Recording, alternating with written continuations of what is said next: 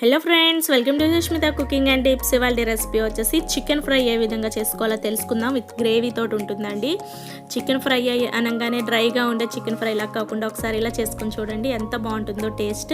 ఇది మనం డైరెక్ట్గా రైస్ తోటి తినొచ్చు, పులావ్, బిర్యానీ, దేనిలోకైనా చాలా బాగుంటుందండి. చాలా సింపుల్గా చేసుకోవచ్చు.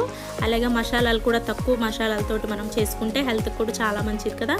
దీని ప్రిపరేషన్ అయితే చాలా సింపుల్గా ఉంటుందండి. అలాగే చాలా తక్కువ టైంలో కూడా రెడీ అయిపోతుంది. ఇప్పుడు మనం దీన్ని ఎలా తయారు చేసుకోవాలో చూసేద్దాం. ముందుగా స్టవ్ ఆన్ చేసుకుని స్టవ్ పైన ఒక కడాయి పెట్టుకుని 2 టేబుల్ స్పూన్ల ఆయిల్ యాడ్ చేసుకోండి. అలాగే ఒక 1/2 టీ స్పూన్ జీలకర్ర యాడ్ చేసుకోవాలి. ఆయిల్ బాగా కాగిన తర్వాత ఈ జీలకర్ర కాస్త ఫ్రై అయిపోయిన తర్వాత సన్నగా తరిగినటువంటి పొడవుగా చిలికిల్లాగా తరిగినటువంటి ఉల్లిపాయలు, ఒక ఉల్లిపాయ ముక్కల్ని కూడా యాడ్ చేసుకోవాలి. అలాగే ఒక 3-4 పచ్చిమిరపకాయ ముక్కల్ని కూడా యాడ్ చేసుకోవాలి. వీటన్నిటిని మనం మీడియం ఫ్లేమ్ మీద పచ్చివాసన పోయి సాఫ్ట్గా అయ్యే వరకు ఆయిల్లో మగ్గనివ్వాలి. ఆనియన్స్ ఈ విధంగా మగ్గితే సరిపోతుందండి. ఇప్పుడు వచ్చేసి మనం చికెన్ యాడ్ చేసుకోవాలి. చికెన్ వచ్చేసి ఇక్కడ నేను 1/2 కిలో చికెన్ని మంచిగా వాష్ చేసేసుకుని ఒక అరగంట పాటు ఉప్పు నీటిలో నానబెట్టాను అనమాట. సాల్ట్ వాటర్లో మనం దీనిని నానబెట్టుకోవడం వల్ల చికెన్ చాలా సాఫ్ట్గా జ్యూసీగా బాగుంటుందండి. అలాగే తొందరగా కూడా కుక్ అవుతుంది అనమాట.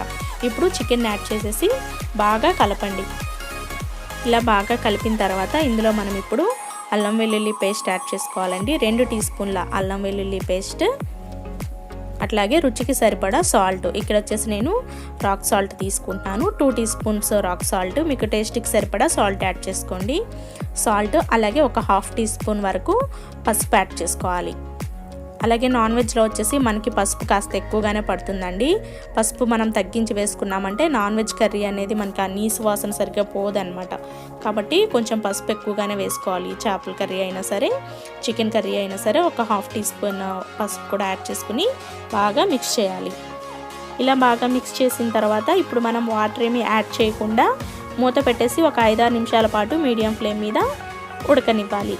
5-6 నిమిషాల తర్వాత మనకి ఇట్లా ఉంటుందండి. వాటర్ అంతా, చికెన్లో ఉన్న ఎక్సెస్ వాటర్ అంతా బయటకు వచ్చేస్తుంది అనమాట. చూసారా ఈ విధంగా ఎంత వాటర్ వచ్చేసిందో చూడండి.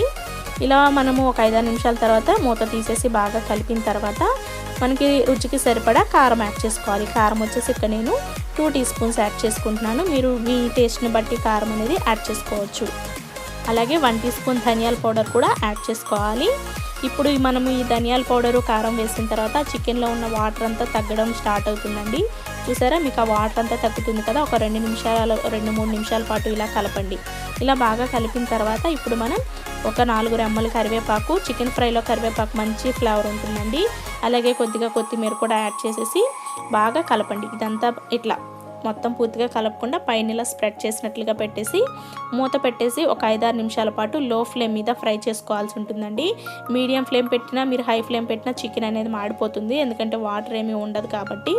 చూసారా ఈ విధంగా మనకి 5-6 నిమిషాల తర్వాత ఈ ఆయిల్ అంతా పైకి తేలుతుంది అనమాట. చికెన్ కూడా చక్కగా ఫ్రై అయ్యిందండి. ఇట్లా మూత తీసేసి మనం ఒక 2 నిమిషాల పాటు అటు ఇటు కలుపుతూ ఫ్రై చేసుకోవాలి.